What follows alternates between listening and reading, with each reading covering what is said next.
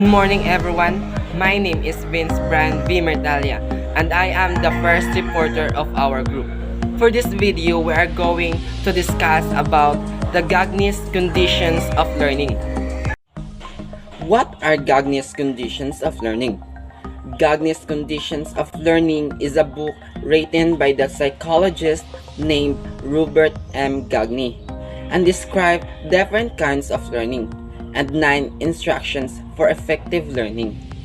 Gagne's Conditions of Learning is also known as Gagne's Taxonomy of Learning and Gagne's 9 events of instruction. The theory posits that there are different levels of learning and each level demands different instructions. Gagne's work focuses on intentional or purposeful learning, which is the type of learning that occurs in school or specific training programs. He believes that events in environment influence the learning process. His theory identifies the general types of human capabilities that are learned. These capabilities are the behavioral changes or learning outcomes in a learner that a learning theory must explain. Once the learning outcomes are identified, an analysis of the conditions that govern learning and remembering can occur. For example, a learning who is participating in a situation where the right conditions for learning are invoked. Then, he or she will experience the 5 categories of learning outcomes that include the human capabilities of intellectual skills, verbal information, cognitive strategies, motor skills, and attitudes. Gagne describes 2 different types of conditions that exist in learning, the internal and the external. Capabilities that already exist in a learner before any new learning begins make up the internal conditions necessary for learning. These internal conditions are transformed during the learning process. External conditions include different stimulus that exist outside the learner, such as the environment, the teacher, and the learning situation. This means that each new learning situation begins from a different point of prior learning and will consist of a different external situation, depending on the learner and on the learning environment. Therefore, the useful of prototypes of learning by association are dilated by internal and external learning conditions. 5 categories of learning outcomes.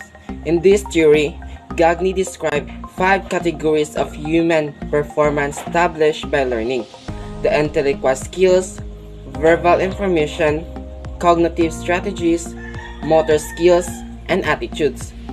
They are comprehensive and do not follow any specific order. Any learned capability will have the characteristics of one of another or of these categories. First is the intellectual skills. Intellectual skills involve the use of symbols such as numbers and language. To interact with the environment, they involve knowing how to do something rather than knowing that about something. Intellectual skills require an ability to carry out actions.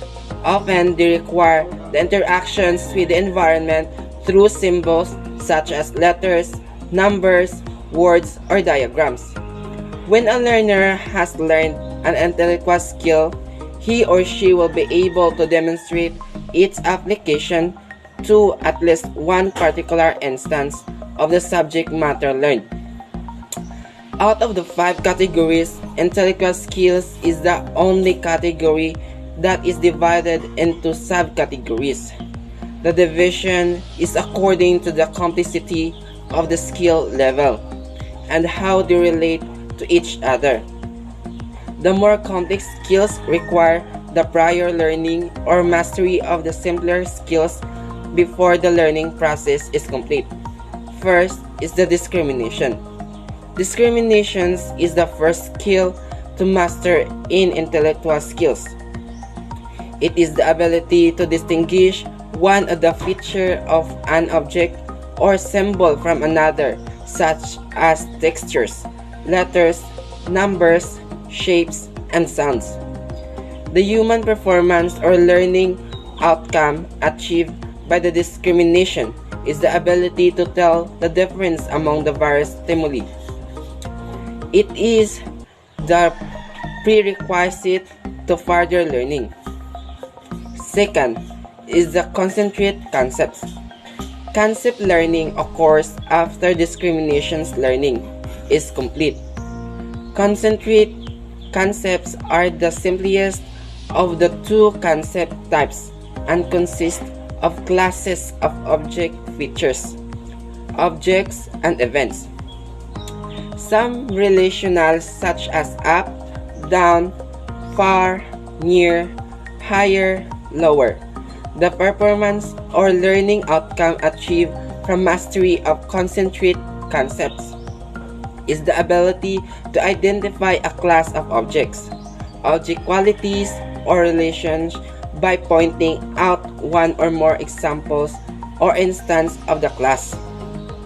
Third is defined concepts. Concepts not only require identification, but also definition. Defined concepts require a learner to define both general and relational concepts by providing instances of a concept to show its definition.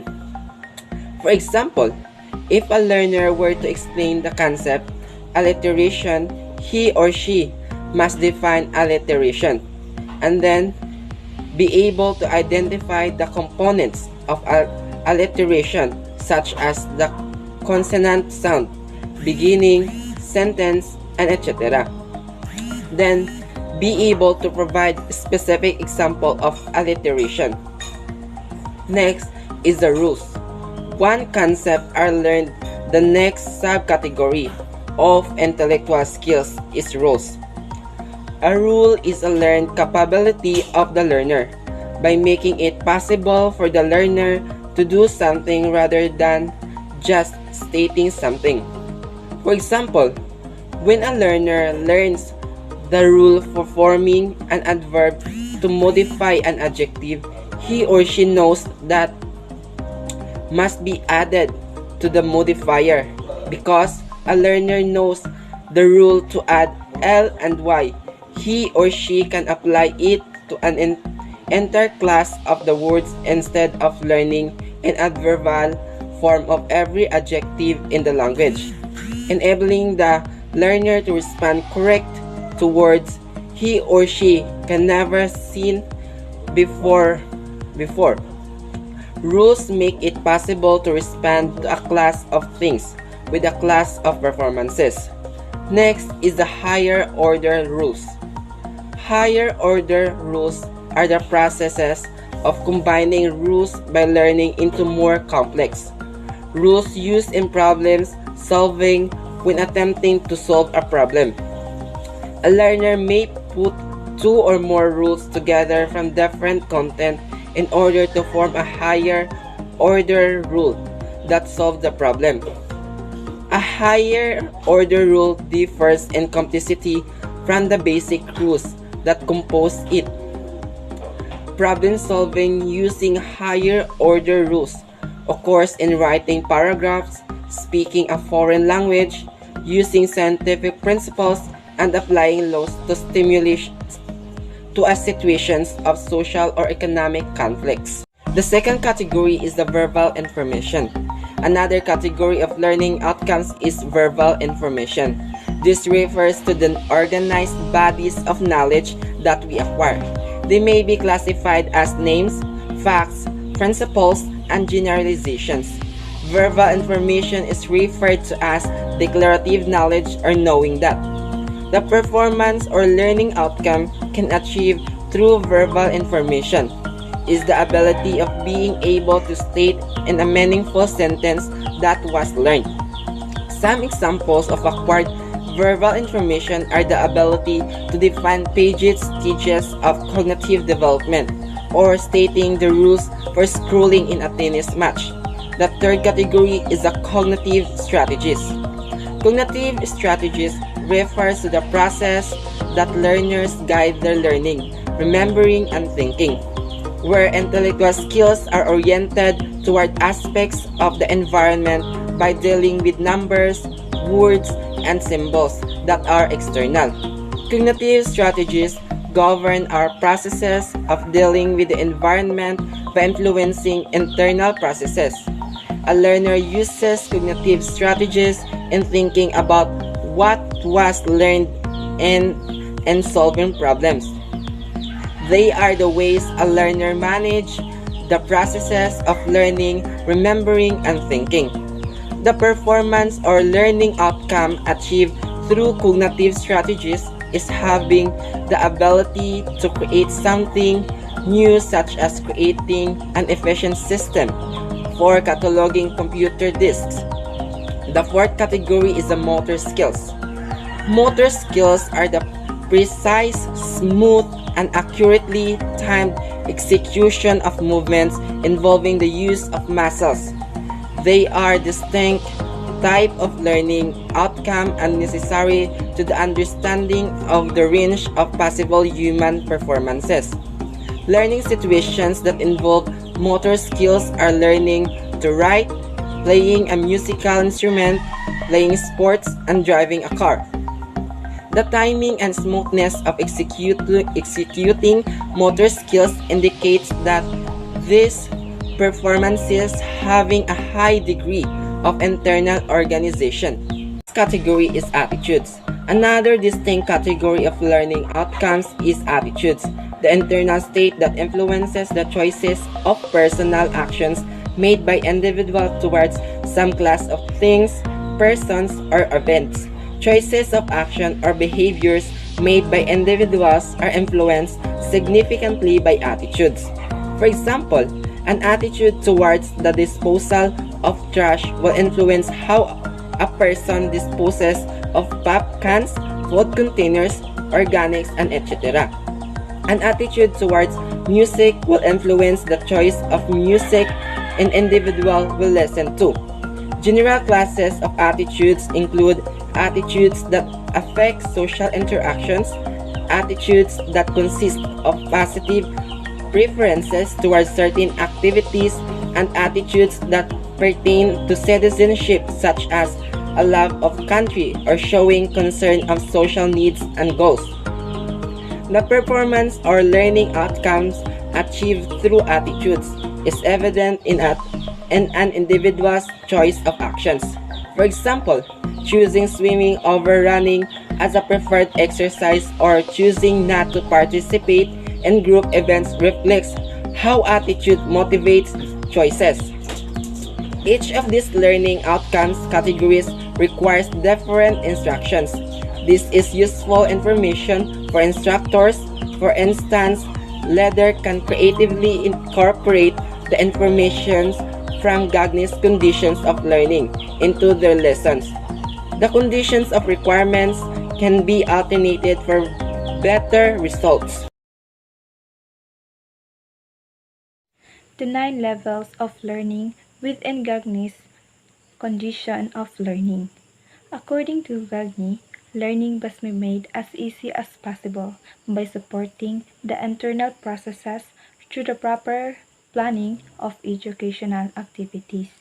To make learning easier, Robert Gagne lists a series of 9 instructions to support the learning process. He noted that these 9 instructions should be used in every lesson.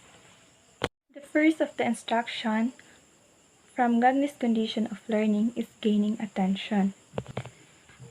Ensure the learners are ready to learn and participate in activities by presenting a stimulus to capture their attention. There are some methods for capturing learners' attention. Stimulate students with novelty, uncertainty, and surprise. Pose thought-provoking questions to students. Have students pose questions to be answered by other students.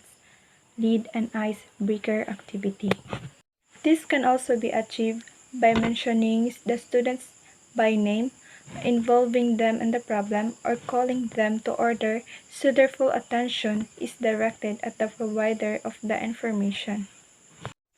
The second event of instruction is identify objective. Students can more easily be involved in the process when they become aware of the learning objectives and of the skills they have gained at the end of the session. By sharing objectives with the students, they can develop their own expectations about what's expected of them during the lessons.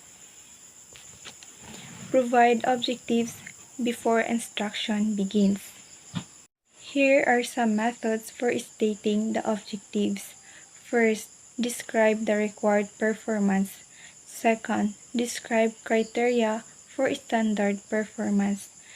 Third, have learners establish criteria for standard performance and include course objectives on assessment rooms.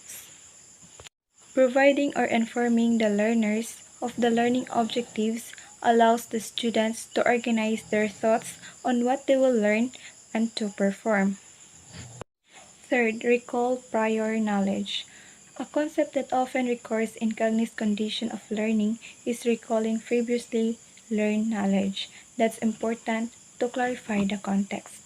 Recalling prior knowledge can be facilitated in various ways, such as through question and answer portion prior to the lesson. A quiz is also taken in the classroom where students take a test on what they previously learned. Help the students make sense of new information by relating it to something they already know or something they have already experienced. These are the numerous methods for stimulating recall. First, ask questions about previous experiences. Second, ask students about their understanding of previous concepts. Third, relate previous course information to the current topic and have students incorporate prior learning into current activities. Hence, prior knowledge or previous lessons should be activated since it is important for learning new materials. These are the ways to recall prior knowledge. First, retrieval practice. Retrieval enhances learning by retrieval specific mechanisms rather than by elaborative study processes and is an effective tool to promote conceptual. Second, scaffolding. It is building upon the learner's previous knowledge and skills. Slowly build on what the learners know, add more details and information over a period of time, and then allowing the learners to perform on their own. Third, semantic mapping or concept mapping. The learner represents the key ideas in a lesson by drawing nodes. The fourth event of instruction is present stimulus. These instructions depend on the skill to be learned.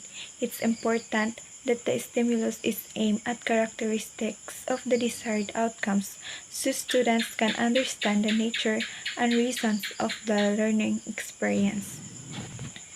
Show and explain the material you want students to learn. In order to present the content or the topic, an instructor should use strategies to present and cue lesson content to provide more effective instruction, organize it in a meaningful ways, and provide explanation after the demonstrations. The following are ways to present and cue lesson content. Present multiple versions of the same content, example, video demonstration, lecture, podcast, group work, and etc. Second, use a variety of media to engage students in learning.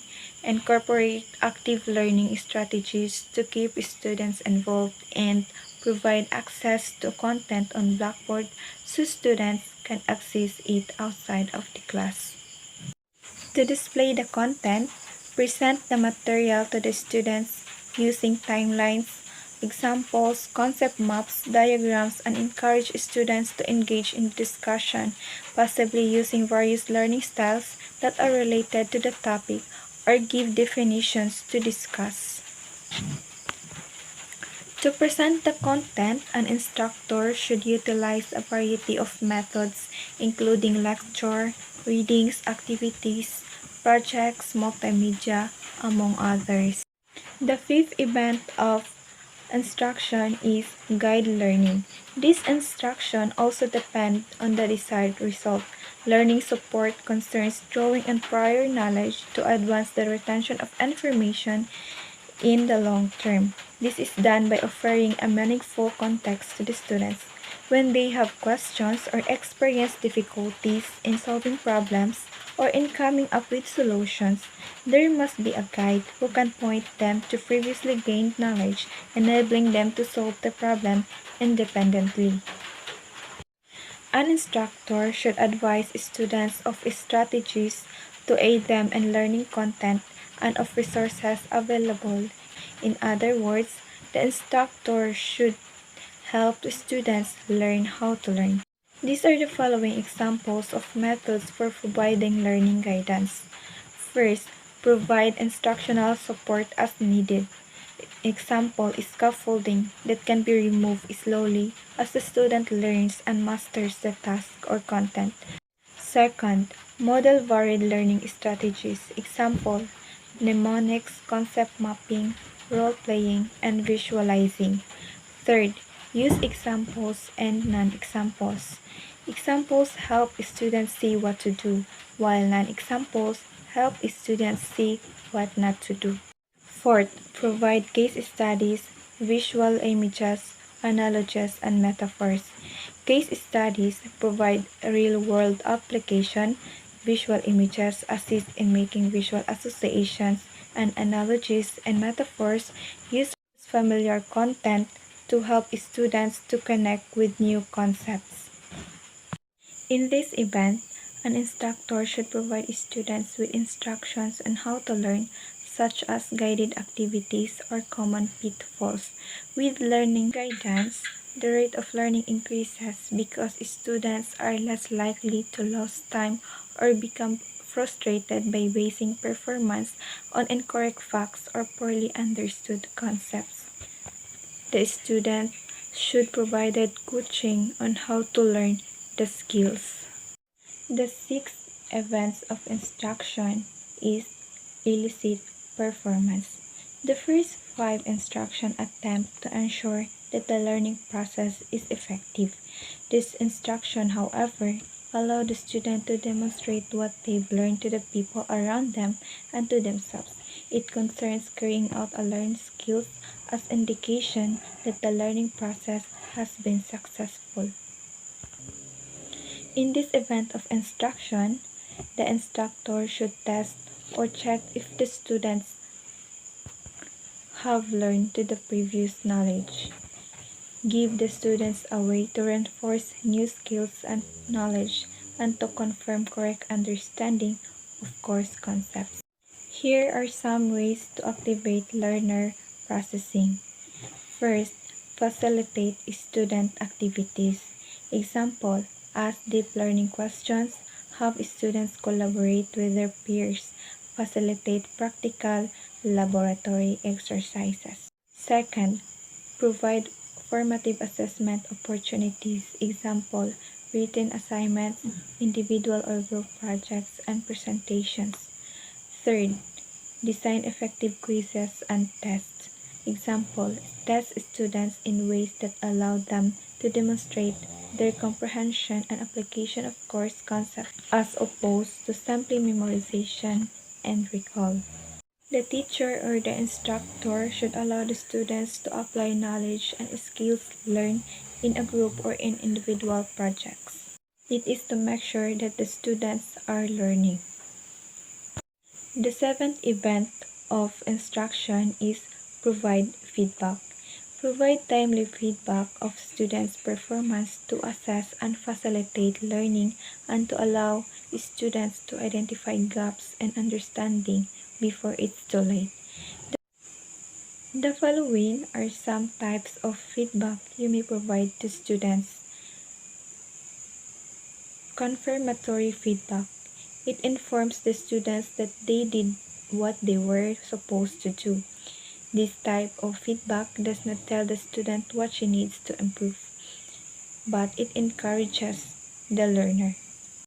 Evaluative feedback appraises the students of the accuracy of their performance or response but does not provide guidance on how to progress. Remedial feedback directs students to find the correct answer but does not provide the correct answer.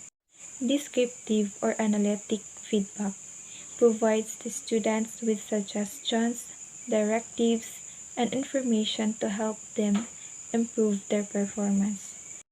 Peer evaluation and self-evaluation. It helps learners identify learning gaps and performance shortcomings in their own and peers' work. It is crucial that the feedback students receive isn't just based on whether or not the work is correct. It must also be discussed how well they've done, the areas that could be do with improvement, and how their general performance can be improved. Give students feedback on individualized tasks, thereby correcting isolated problems rather than having little idea of where problems and inconsistencies in learning are occurring. The teacher should provide detailed feedback on assignments, showing students what was done correctly, what must be improved, and include explanations. Feedback is an additional guidance offering the student immediate evaluation of their performance, enabling them to realize their mistakes and misconceptions. And the teacher's corrections make the learners reinforce learning. The eighth events of instruction is to assess performance. These instructions or the phase of the process can only take place when the students have sufficient opportunity to practice so a scale is fine-tuned. Most theorists on learning agree that demonstrations of action must be repeated through time to prove that knowledge has actually been gained. It requires both a formative and summative assessment. Formative assessment is the continuous process of evaluation, and summative assessment takes place at the end of a process to demonstrate that a skill or learning aspect has been mastered. In this level of event, it tests whether the expected learning outcomes have been achieved on previously stated course objectives. Here are some methods for testing learning, including the following. Administer pre- and post-tests to check for progression of competency in content or skills. Embed formative assessment opportunities throughout instruction using oral questioning, short active learning activities, or quizzes. Implement a variety of assessment methods to provide students with multiple opportunities to demonstrate proficiency. And craft objective, effective rubrics to assess written assignments, projects, or presentations. Assessing the performance helps the students to identify content areas they have not mastered. To assess the performance of the students, an instructor should utilize a variety of assessment methods including exams or quizzes, written assignments, projects, and so on. Ensure that the students have practice and that they are learning. Provide tests and quizzes to determine if the lesson has been learned and provide general progress information. The ninth and the last instruction of Gagne's condition of learning is enhanced retention and transfer. It's important to recognize the value of the use of different activities to optimize the retention and transfer of skills. There are various tools available for memory training, but in most cases, the best results are achieved through repetition. Enhancing retention and transfer is the generalization. To the other context, the learning process does not end when the class does. The teacher should advise students how and in which context to apply and transfer the just gained knowledge in the world outside the classroom. Give more drill in order to practice their acquired learning. Inform the learner about similar problem situations. Provide additional practice put the learner in a transfer situation and review the lesson. Gagne's 9 events of instruction can help build a framework to prepare and deliver instructional content while considering and addressing conditions for learning. Have a good day, everyone. Before I proceed, let us know first my topic that talks about Gagne's hierarchy of learning. Events of learning operates on the learner in ways that constitute the condition of learning. It serve as basis for designing instruction and selecting appropriate media. Designing instruction. Skills are to be learned at the lowest level and mastered before proceeding. An instructor should use positive reinforcement and repetition, with each new skill building upon previously acquired skills. Third, procedure following or chaining. A chain of 2 or more stimulus-response connections is acquired. Fourth, use of terminology or verbal association, or creation of associations using verbal connections. It is the learning of chains that are verbal. Fifth, discriminations or discrimination learning, or learning of responding different to different stimuli. It is the ability to make different responses to similar appearing stimuli. 6 is the concept formation or concept learning, or learning a general response to a class of stimuli. It is a common response to a class of stimuli. 7 is the rule of application or rule of learning. Or, a rule is a chain of 2 or more concepts. Learning a chain of 2 or more concepts. 8. Problem solving, or application of previously learned rules and concepts to new situations. Problem solving is a kind of learning that requires higher order of thinking. Learning hierarchies define what skills are to be learned and a sequence of instruction. The learning tasks for intellectual skills can be organized in a hierarchy according to the complexity. Hierarchy is to identify prerequisites that should be completed to facilitate learning at each level, to provide a basis for the sequences of instruction. 9. Gagne, influenced with behaviorist learning theories, suggested there are 8 types or conditions of learning, or Gagne's hierarchy of learning, or 8 ways to learn, mostly all based on SR learning. They are categorized by complexity. Stimulus recognition or signal learning, or classical conditioning, is a general response to a signal, like a dog responding to a command. Response generation or stimulus response learning. It is a precise response to a distinct stimulus.